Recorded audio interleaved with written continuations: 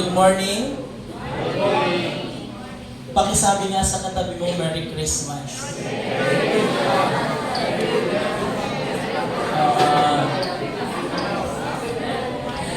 Huwag naman yung pasipat. Parang may galit ka naman sa katabi mo, Merry Christmas. May padano talaga. Ayan. Okay. Mga kapatid sa pananampalataya, today is the first Sunday of Advent. Sa ating mga mananampalataya, ang umpisa ng Pasko ay ang first Sunday ng Adviento. Pero, ngayon pa lang dapat mag-uumpisa ang espiritu ng Pasko. Sa mga Pilipino, kapag first day of September, Pasko na. Naniniwala kayo doon? Lalo na kapag sumisilip na si Jose Marichan, may naririnig-rinig ka ng people making list, buying special gift. Kukunanan, Pasko na. Alam nyo, the longest celebration, the longest holiday in the Philippines is Christmas Day. Starting from bear season hanggang sa January kapag Three Kings. No dadun mo pa'y, hanggang yung katanda yung dekorasyon, aging galang tuman na Disyembre, kas natin personates. Yung decoration dun sa pinto ng parsonage, hindi na namin tinanggal. Bakit? Ang teolohiya kasi, araw-araw ay Pasko.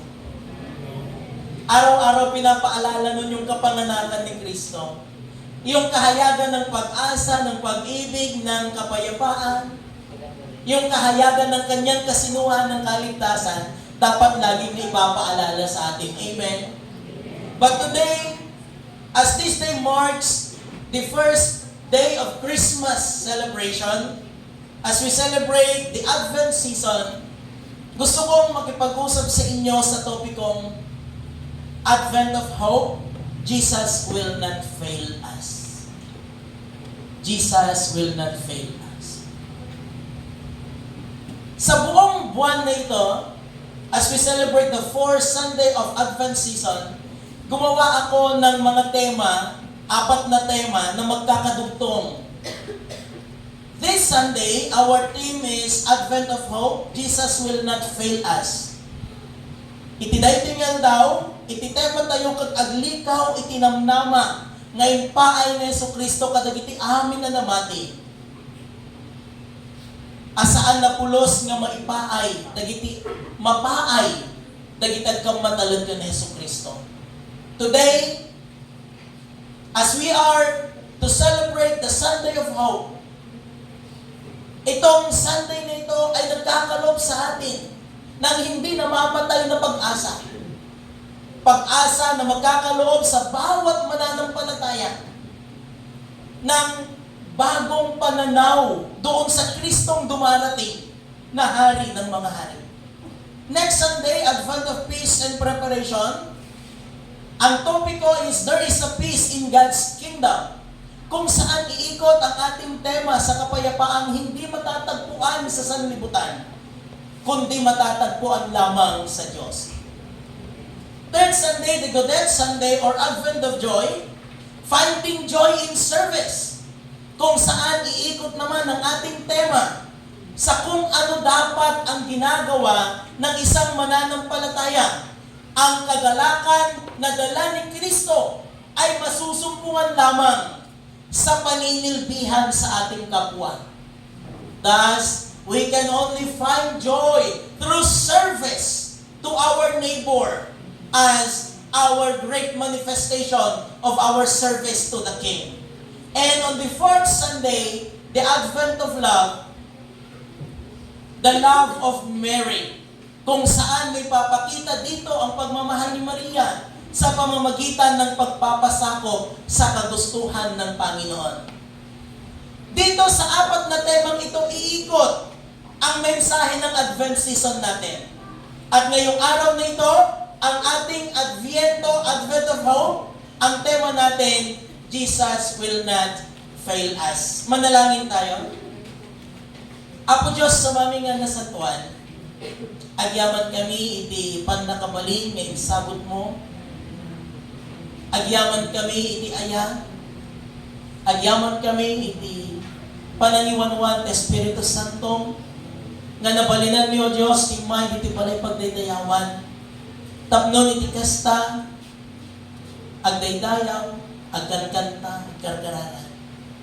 Katitin kang panagdaydayaw mo, Apo, lukatan ko ma, iti puso sumagtunggal may sa kada kami, kati sagana na kami para iti mensahe iti biya. As we celebrate this Sunday of Hope, may your Holy Spirit fill our heart with hope upang sa ganon, Panginoon, makapagpatuloy kami sa buhay pananampalataya, daladalang pag-asa nito. Pagkalooban mo ng wisdom ang bawat isa, higit lalo ang iyong alipin na magsasalita sa iyong mga anak. Sa pangalan ni Kristo, naming Panginoon. Amen. Mga kapatid, meron lamang akong dalawang bagay na gustong ibahagi sa inyo sa araw nito. First, hope will surely come to those who trust. Ang pag-asa ay tunay na dumarating doon sa mga nagtitiwala. Oh, meron akong naririnig na kapag ang tiwala daw nabasag, hindi na daw maibabalik. Kagaya daw, ang tiwala daw parang isang baso na kapag nabasag, pag dikit-dikitin mo man, meron ng laman. Ganon ba ang tiwala? Maaring sa tao, ganon ang tiwala. Pero hindi rin dapat ganon ang tiwala para sa mga Kristiyano eh. Kasi ang tiwala para sa Diyos ay muling nababago araw-araw. Sapagkat sa Lamentations chapter 3 ang sabi, ang grasya at kahabagan ng Diyos ay bago kada umaga. Kung nagkakaroon ang lamat ang tiwala ng Diyos sa tao, ibig sabihin nun, wala ni isa mang tao ang makakaabot doon sa kasugdulan ng Diyos. Kung ang tiwala na pinagkakaloob ng Diyos sa tao ay nagkakaroon ng laman. However, for God, trust is a very crucial thing. Kaya nga dito sa first na gusto kong ibahagi ko na hope will surely come to those who trust. Ang pag-asa ay tunay na darating doon sa mga nagtitiwala sa Diyos. Doon sa verse 24 to 27 ko na, subalit sa mga araw na iyon, pagkatapos ng kapighatian iyon, magdidilim ang araw, hindi magliliwanag ang buwan, malalaglag mula sa langit ang mga bituin, at magugulo ang kapangyarihan sa kalawakan. Pagkatapos makikita nila ang anak ng tao na nasa ulap, may dakilang kapangyarihan at karangalan. Susuguin niya ang kanyang mga anghel sa apat na sulok ng daigdig upang tipunin ang mga ito. Ng mga ito ang hinirang ng Diyos. Pastor, paano natin matatagpuan ang pag-asa sa ibinasa mo? Ay nakakatakot naman. When talking about end times, tunay na nakakatakot. Would you imagine? Magdidilim ang araw. Idi, year 2000, kung kilala niyo si Nostradamus, sinong nakakakilala kay Nostradamus? Wala? Praise God. Sinong nakakakilala, be honest, kay Nostradamus? Ako, kilala ko eh. Nagbabasa ako ng mga prophecy niya. Ang sabi ni Nostradamus, by the year 2000, Y2K, yung tinatawag noon na Y2K, darating na ang end of the world. Would you imagine in some nation before, nagkaroon ng panic buying? Dinagsa ang mga malls, bumili sila ng napakaraming mga goods upang sa ganun meron silang gagamitin kapag dumating ang end of the world. What a critical mindedness those people. End of the world na, magpapanig-bayin ka pa? Bibili ka ng napakaraming pagkain para may makain ka? Ang last thinking nila, ang isinasalba nila yung kanilang sarili. Paano yung walang nabili? Marami noon, wala nang mabili kasi nagpanig-buying na. Kasi sabi ni Nostradamus, darating ng end of the world in the year 2000. Kaya marami ang natakot. But I think Nostradamus is not Christian. Di siya nagbabasa ng Biblia. Ang sabi sa Biblia, walang nakakaalam ng araw at oras na yan, maging ang anak ng tao. But, Jesus Christ gave a sign. Sa araw na yun, kunana, pagkatapos ng kapighatian iyon, darating mo ng kapighatian pala. Kasi the Bible says, pagkatapos ng kapighatian, magdidilim ang kalangitan, magdidilim ang araw. Hindi magliliwanag ang buwan. Malalaglag ang mga bituin. There is a great power na kahit yung power ng kalawakan, yung kapangyarihan ng mundo, hindi kayang daigin yung kapangyarihan yan, ang kapangyarihan ng Diyos. Nakakatakot nga naman. Sinong hindi matatakot sa end of the world? Ha? Sa iba, mga kapatid, ang pagdating ni Kristo ay isang katakot-takot na pangyayari. Marami sa atin takot pa rin hanggang ngayon kapag pinag-uusapan ng end of the world. Bakit hindi pa ba kayo handa? Pero para sa ating mga mananampalataya, para sa ating mga nakakakilala sa Diyos, ito ay isang pagpapakita ng Diyos ng kanyang katapatan, sapagkat dumarating siya para sa kanyang mga hinirang upang kunin sila para makasama niya sa kanyang kaharian. Ang end of the world or the coming again of Jesus Christ is God's showing His faithfulness to His promise. Ano ang sinasabi niya? Darating ako mula sa alapaap upang kunin kayo, kunin ko ang ating mga hinirang at magkikibahagi kayo sa kaharian ng langit. Isn't this kind of a big hope for us Christians, for us believers? Bakit pa tayo nananampalataya ng iniwala kung hindi natin inaasahan yung pagdating ni Kristo? Bakit pa tayo nananampalataya kung takot din lamang pala tayo sa pagdating ni Kristo? Well, para sa akin, ang mga natatakot ay yaong hindi pa nakakakilala sa Panginoon. Pero tayong mga mananampalataya, ang pagdating ni Kristo, pag-asa. Ang pagdating ni Kristo, katapatan ng Diyos. Pagpapakita ng katapatan ng Diyos yan, kapatid. Bakit? Manampalataya kayo sa Ama at manampalataya din kayo sa akin, sabi niya.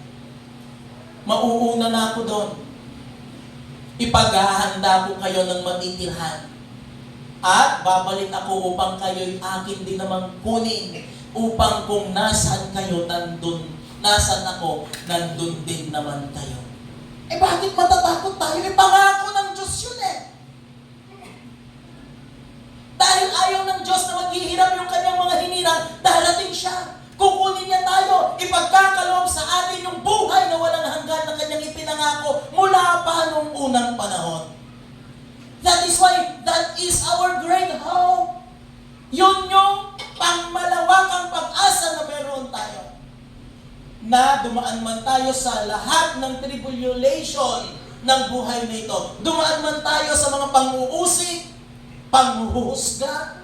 Dumaan man tayo sa napakaraming mga hirap at pagsubok, time will come. Jesus Christ will reign. Jesus Christ will come and He will get His people to live in the kingdom which He prepared even in the very beginning. Kakabsat, in the first place, ito naman talaga ang ating inihintay bilang mga mananampalataya kay Kristo. This is the realization of the gospel, the realization of our faith, and the realization of God's promise. Sa panahon natin ngayon, mga kapatid, I know, hindi man natin naranasan yung mga naranasan ng mga naunang mga mananampalataya noon.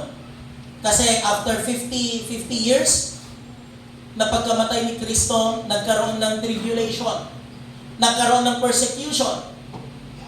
Ang mga naunang mga mananampalataya noon, yung iba ipinako ng patiwarik sa krus. Yung iba binato hanggang mamatay.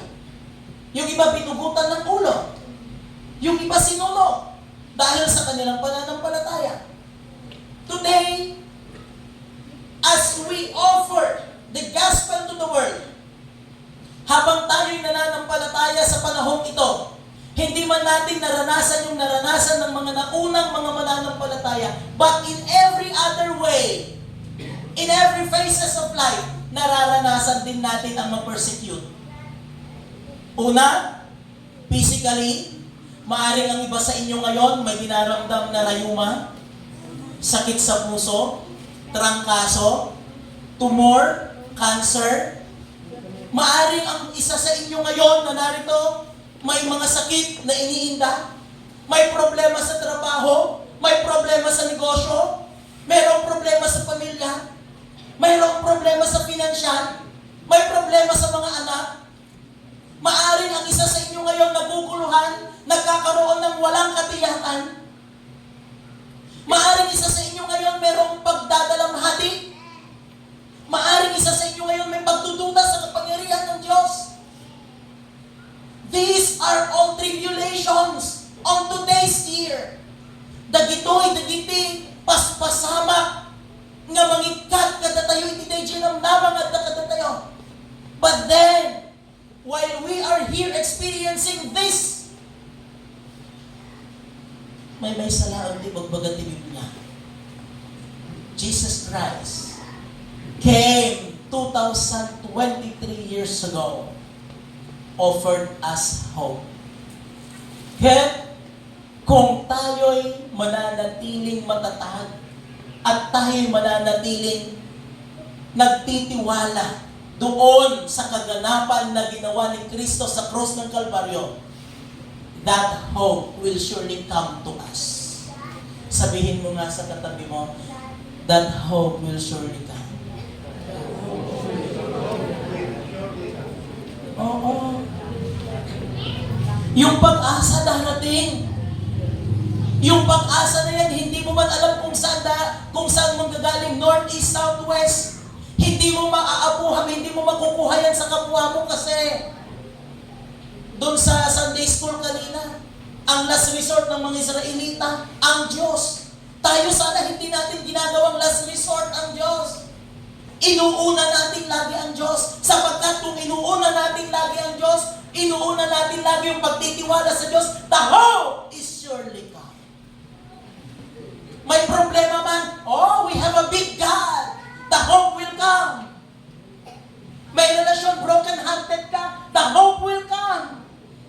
May sakit ka, the hope will come. Why? Because Jesus Christ has already given Himself to the cross of Calvary. At dan kada tayo dayjay nga namnam.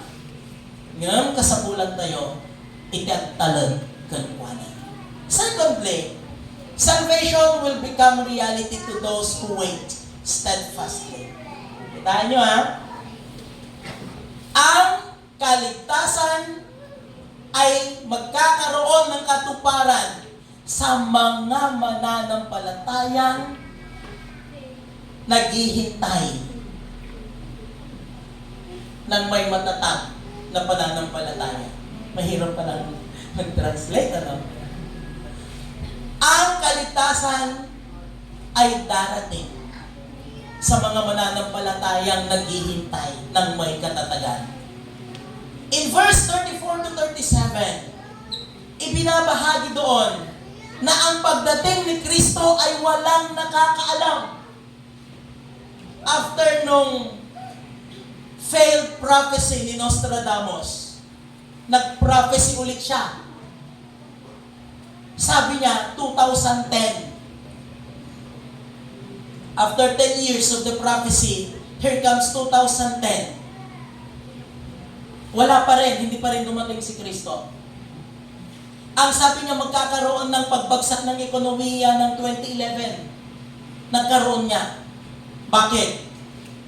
Binomba ang World Trade Center 9/11/11. That was September 11, 2011. Ang sentro ng ekonomiya ng buong mundo is dollar currency. Pinasabog ang World Trade Center ni, sinong nagpasabog? Ha? Bin Laden. Osama Bin Laden. Na kayang kagbabasa ng historyo, ha? September 11, 2011. From that day forward, nagkaroon ng down ang ekonomiya ng buong mundo. Tumaas ang mga bilihin. Hanggang ngayon, hindi na tayo nakaahon. Mula noon. Sana patuloy na aahon ang ekonomiya ng Pilipinas. Yung ibang bansa nakaahon na. Eh yung mga iba naman kasi, ginamit yung sitwasyon. So, ang sabi ni Osama Bin Laden, I prophesy that. Kaya sabi niya, on the year 2020, darating na ang Kristo. 2023 na, wala pa rin. Why? Kasi sabi ni Kristo, walang nakakaalam ng araw at oras na yan, maging ang anak, maging ang mga anghel, ang ama lamang ang nakakaalam niya. Eh bakit maniniwala tayo sa mga taong nagpro-prophecy? Kaya sabi niya, maghanda kayo, kasi darating na si Kristo. Eh hindi pala nalalaman ng iba eh. Maging ang anak. Pero naniniwala ba kayo na hindi alam ni Kristo yan? Of course, He knows it. Pero dahil nasa kanyo ang tao siya, He gave respect to His Father which is in heaven. The Father is the one who will decide for that matter. Kaya sabi niya, hindi ko alam yan, bahalang amang magdesisyon. Kaya siya lang nakakaalam dyan. Of course, Jesus Christ knows that. He even gave the signs. Paano siya magbibigay ng signs? If we do not know the day. But then, as respect to His Father's authority in heaven, sabi niya, walang nakakaalam dyan. One more theology that I want to say is, hindi talaga sasabihin ni Kristo kahit bukas na, hindi niya sasabihin. Sabi niya, hindi ko alam. Bakit? Eh di maghahanda ka na. Ay, sabi ni Kristo, darating na daw siya sa Sabado. Paano magpapakabait na ako mula Lunes hanggang sa Sabado? Magpapatawad na ako, hingi na ako ng kapatawaran sa Diyos. Kapatid, walang klaseng pananampalataya ganon. Ang pananampalataya ay naghahanda sa pagdating ni Kristo kahit hindi mo alam kung kailan. Kasi kung alam natin kung kailan ang pagdating ni Kristo, aba di makakagawa na tayo ng mabuti. Makakapagpatawad na tayo. May susuko natin ang ating buhay buong-buo sa Kanya. In fairness naman dun sa mga nananampalataya noon pa. Kaya sa akin ng teolohiya ko, hindi talaga sasabihin ng Panginoon yan. Bakit? Kung sasabihin niya, sila with UMC, I will come on Saturday at 10 a.m. Ngayon palang Lunes, magpapakabuti na yan. Isusukon na niya yung buhay niya sa Diyos. Nakikita niyo yung point? Jesus Christ did not tell us the day and the time of His coming again to judge the human being, to judge the world. Bakit? Kasi He wanted to see us waiting in faith.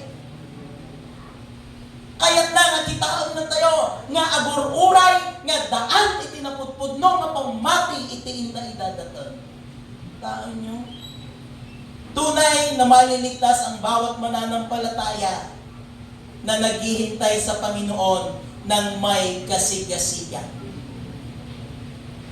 Darating ang Panginoon sa panahong hindi natin nalalaman.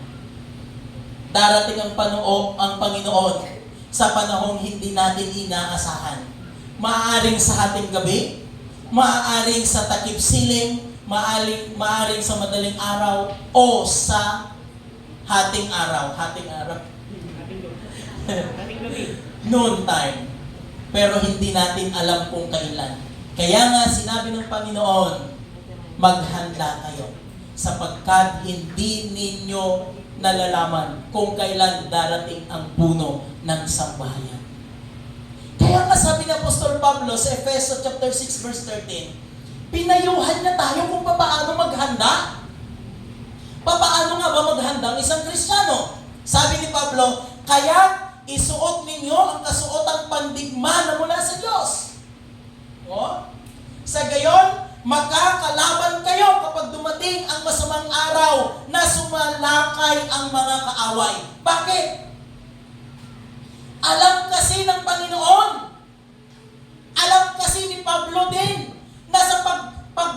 nasa paghihintay ng mga mananampalataya, darating ang kaaway upang tayo'y guluhin. Kaya nga sabi ni Pablo, magsipaghanda kayo, isuot ninyo ang kasuotang pandigma. Upang kapag dumating ang kaaway, hindi tayo mapapabayaan. Upang pagkatapos ng labanan, ay matatag pa rin kayong nakatayo. Kaya't maging handa kayo, sabi ni Pablo. Ibigkis sa inyong baywang ang sinturon ng katotohanan. Ano ang katotohanan? Ang katotohanan ay ito: si Kristo'y namatay, si Kristo'y nabuhay, si Kristo'y muling babalik. Iyon ang katotohanan. That Jesus Christ came.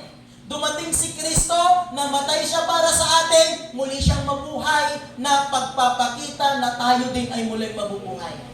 At muli siyang darating. Iyon ang katotohanan. Isuot sa dibdib ang baluti ng katwiran.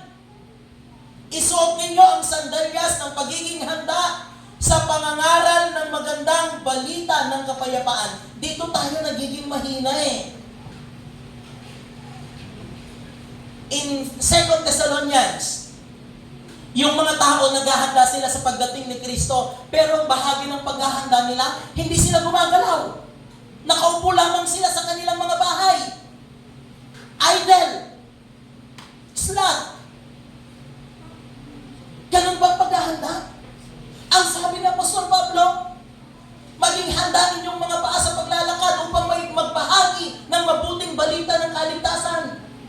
Habang tayo'y naghahanda, magbahagi tayo sa balita ng kapayapaan. Pero dito tayo nagiging mahina at dito tayo nasusukol. Bakit? Hindi naman tayo nagbabahagi.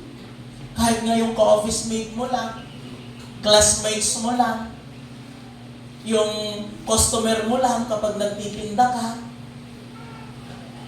Diba? Yung nakasabay mo lang sa tricycle, how are you kapatid? Peace be with you, kunamlaan. Dayjay-isang mo lang. Minsan pa nga, ang hirap mo miti, Nung naka-destino ko sa Palanan, pag sumasakay si Bel sa likod ko, sa motor, kasta na ng kasta ditalan, kasla ng politiko. Sa ka-politiko, nakakaroon na di pastor mong politiko. Orehan mong amo, orehan na kay butos ka ka. Isimang kas. Bakit? Sino ka dyan na tao na kunagan ko? O di springboard. Ay, ni pastor Ajan. Sino ka dyan na tao? Ay, ni Yuni Ajan. Among ata at simsimba ata. Naggagat niya ubing. O, ni springboard. Sabihin mo na ngayon yung balita ng katotohanan. Yung balita ng katwiran. O di kaya naman, pumunta ka lang sa amiga mo, nagchika-chika kayo, uy, kumusta ka na? Ang dami-daming problema, kapatid. Wala namang pag-tuition bukas ng anak ko, wala na namang baon. Talagang ganyan ang buhay, kung unang tunog. Pero alam mo ba, kapag naranasan mo ang pag-ibig ni Kristo, kahit maraming problema, may pag-asa galing sa Panginoon. Nasabi mo na yung katotohanan.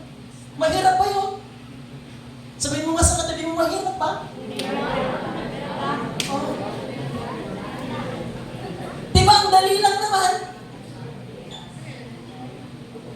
Yung tipong kahit sa anong problema sa buhay, may papasok mo ng Ebanghelyo. So habang naghihintay, sabi, maging handa kayo at mangaral ng mabuting balita ng kapayapaan. Lagi ninyong gawing panangga ang pananampalataya na siyang papatay sa lahat ng nagliliyap na palaso ng dyablo. Tingnan ninyo, yung pananampalataya pala natin sa Diyos, yun yung papatay sa mga palaso ng dyablo. Ano ba yung mga palaso ng dyablo? Temptation, problema, ano pa? diablo. Immoralities, vices, lustfulness, humbugnness, boastfulness. Ang daming palason ng diablo. But if you have faith within you, yung faith na yan yung papatay sa palason ng diablo. Isuot ninyo ang helmet ng kaligtasan at gamitin ang tabak ng Espiritu na walang iba kundi ang salita ng Diyos. Doon, yun dapat ang gamitin natin, ang gawin natin habang naghahanda sa pagdating ni Kristo. Upang sa ganon, makuha natin yung kaligtasang ipinangako ng Diyos sa atin noon pa mang unang panahon. Alam nyo kung bakit hindi tayo excited sa salvation? Ang nakatatak kasi sa ulo natin, ang nakatatak kasi sa utak nating mga mananampalataya when it comes to salvation, life everlasting in heaven. But you know that we can foretaste the taste of heaven here on earth? Nga dito'y dagagat, maramanan tayo dyan pag nakaisalakan. Kung nagkakita tayo sa Sunday school, for God so loved the world, in Genesis chapter 3, nung pinarusahan ng Diyos ang tao, God even cursed the land. Kasi ang lahat ng mundo naapektuhan sa pagkakasala ng tao. Ibig sabihin, nung iniligtas ng Diyos ang tao, hindi po pwedeng tao lang ang iniligtas ng Diyos. For God so loved the world that He gave His only Son. The world had been saved by Jesus Christ. Ang iniligtas ng Diyos, hindi lamang ang tao, kundi ang sanlibutan. Ibig sabihin, nung naranasan natin ang kaligtasan, even the earth, naalis na ang sumpa sa sanlibutan. Pero bakit hindi tayo excited sa salvation? Kasi ang alam nating salvation, doon lang sa langit. Hindi! Kahit dito sa lupa, mararanasan natin ang kaligtasan. Kahit dito sa lupa, we can foretaste the taste of heaven here on earth. Where there is peace, where there is love, where there is kindness, where there is faithfulness, kung nasaan ang pagtutulungan, ang pagdadamayan, kung nasaan ang pag-iibigan at kapayapaan, kung nasaan ang buhay na matiwasan, nandun ang Diyos. Kaya, kung nasaan ang Diyos, nandun ang kaligtasan, nandun ang langit. Kaya dapat excited tayo sa kaligtasan kasi dito pa lang sa lupa, may kaligtasan ka na. Yun ang ating doktrina sa kaligtasan, mga kapatid. Ang kaligtasan para sa ating mga mananampalataya, hindi lamang future state, kundi present state. I came, kuna ni Jesus Christ, John 10:10, I came to give you life in its fullness. John chapter 10, verse 10. Kaya maging aktibo tayo sa pagbabahagi ng salita ng Diyos at maging mapanuri tayo sa ating paghihintay. Surely, my dear brothers and sisters in the Lord, we do not know when that time is, and no one knows. Kaya sabi ni Kristo, be prepared. Jesus gave us general signs for us to be prepared for the coming of the King. Itanong mo sa katabi mo, nakahanda ka na ba? Nakahanda ka na ba? In the name of the Father and of the Son and of the Holy Spirit, this is the message. Amen.